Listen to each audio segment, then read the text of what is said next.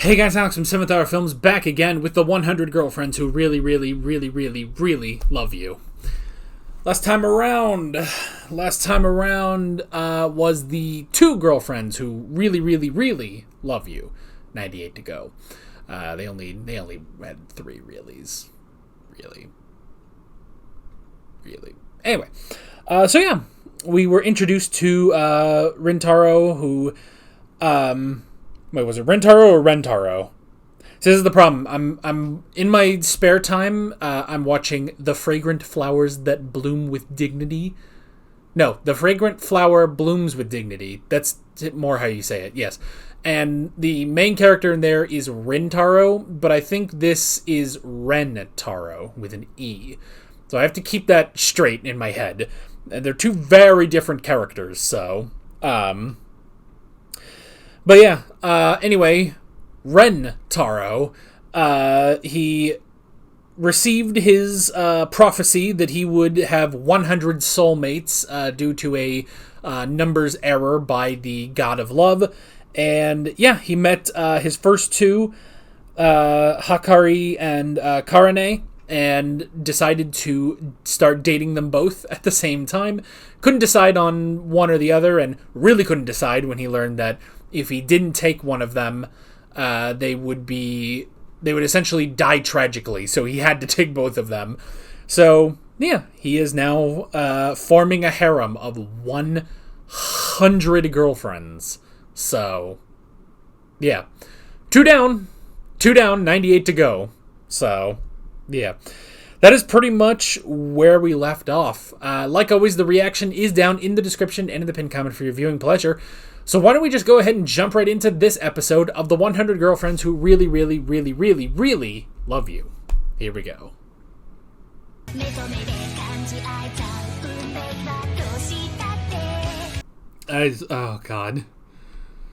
Oh god, what have I gotten myself into? Just it's ridiculous. I mean, here's the thing, man. And I like this show because it is technically teenage angst, but in the dumbest fucking way possible, I think that's the thing.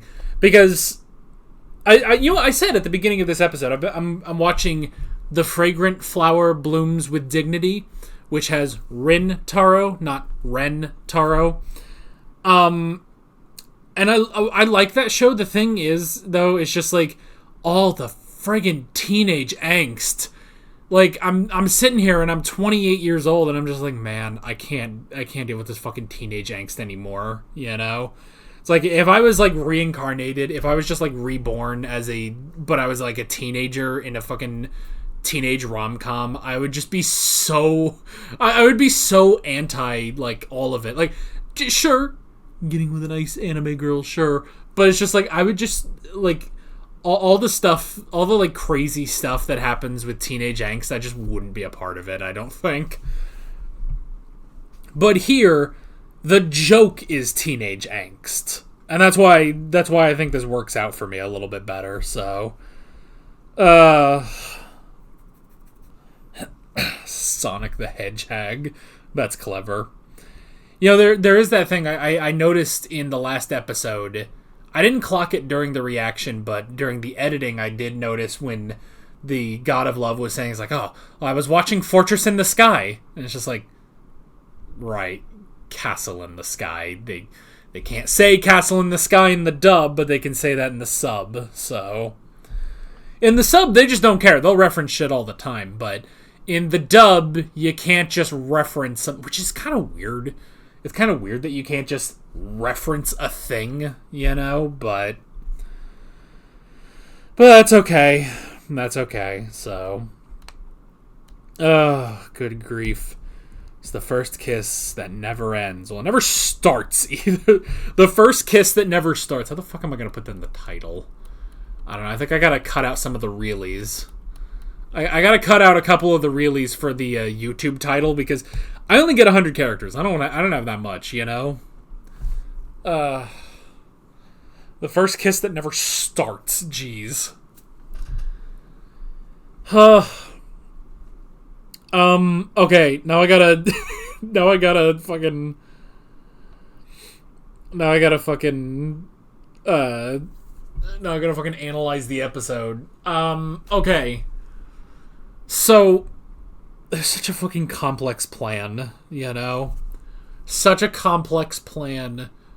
And you know the thing, this is his plan B, you know? His plan A was just the three of them kiss at the same time. Which also includes the two of them kissing each other, you know? But I mean, look, if we're gonna have 100 girls together, we are gonna need to, we're gonna have to go fishing for some clam. That sounds horrible, but I mean we are, because it's just like, look, 100 girls and one dude, like, you're gonna fucking drain his balls really fucking fast, you know? Like, the girls are gonna need to get along somewhat, you know? Oh, good grief. It's just like, it's gonna be a lot, so... but they're willing to do it. They're willing to do it because it means also kissing him, you know? Good fucking grief, man. Complex plan that doesn't work. This fucking plan doesn't work because it's like, then you have to blindfolded walk up to them and try to get them. And a couple problems. I love to... They tried that again like 10 more times and it still didn't work, you know? But first he accidentally grabbed Hikari's boobs. And then the fucking cat came in. That cat came in. Wanted to see some liquids flying, let's just say that. Like, that cat was so fucking aggressive. And the idea, too, that from her perspective, he just, like, walked over to her and started going fucking ham. Like, it's like, that's fucking crazy. Like, this, which again, that's the other thing I like about this show, is they're just gonna go as non-PG as they possibly can. Like, this show is weirdly wholesome, but it is so not PG that it's really kind of funny. Mainly because, like, my other point of comparison is Kaguya-sama being the other goofy romantic comedy that I watched on the channel. And with that also had the goofy moments like that, but they would have never had Kaguya think that fucking, if she was, like, blindfolded and couldn't hear anything, they would never make it to where she thought that Shirogane just, like, fucking found the buried treasure. I don't know how to put it in terms that I can say on YouTube. Like, that's fucking crazy, you know? Like, yeah, from Karane's perspective, it's just like, alright, I'm gonna blindfold you both and do all this and stuff, and it's like, alright, we need to start over and, do this, and it's just like, from her perspective, he ignored Hikari and not only went straight to Karane, but just, started dusting off the artifacts, can we put it like that? I don't know, started tenderizing the meat, Oh my god, I don't know how I'm going to get away with this fucking show on YouTube. Like, how am I going to... I mean, the good news is the actual reaction clips where I'm showing this cat essentially... maybe I shouldn't say that word, I don't know. But seeing this cat just go for... go for a little bit of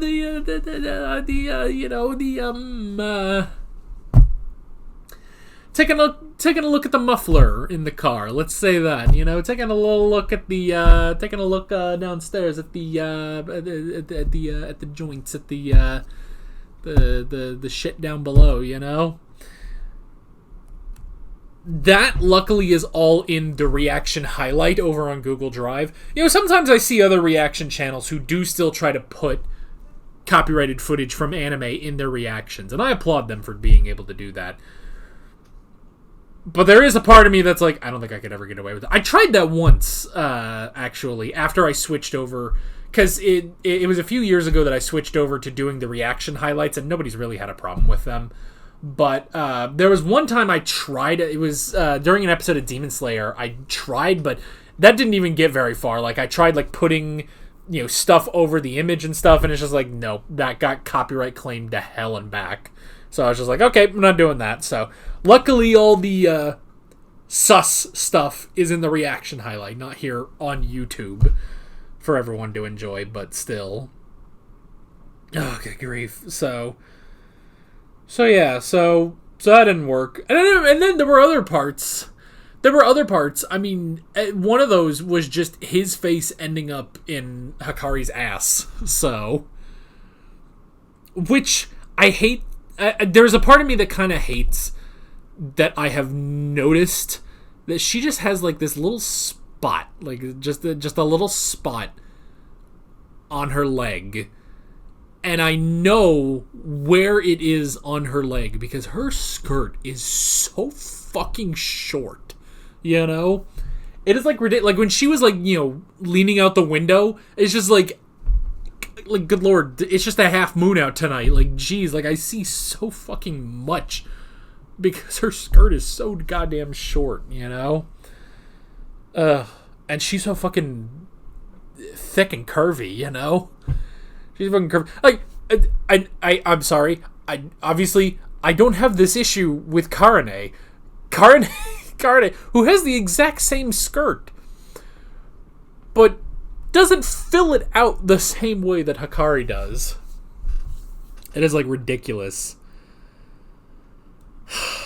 And I will say, because I've said this now in both of these episodes, I it's not that I don't dislike Karane, but there is a part of me that's just like, oh honey, this tsundere thing, you gotta be careful because fucking Hikari, she go for the fucking throat, Like, she goes in for the kill with every fucking thing, and you're always playing catch up, You're always playing catch up because you're the tsundere. Meanwhile, Hikari, she's just fucking going in. Like, she's already planned out the name of her children. The names of her children that they're going to have. Meanwhile, you're still on the whole, like, well, it's not like I like you or anything. Like, Hikari has, like, planned out her entire dynasty of descendants with Rentaro.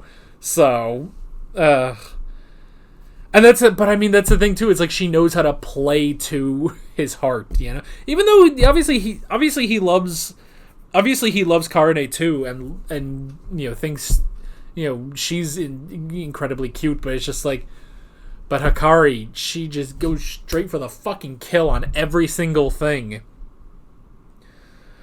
Ugh, it's ridiculous, As for which one I like more, I like Hikari more, I do like that more straightforward approach, I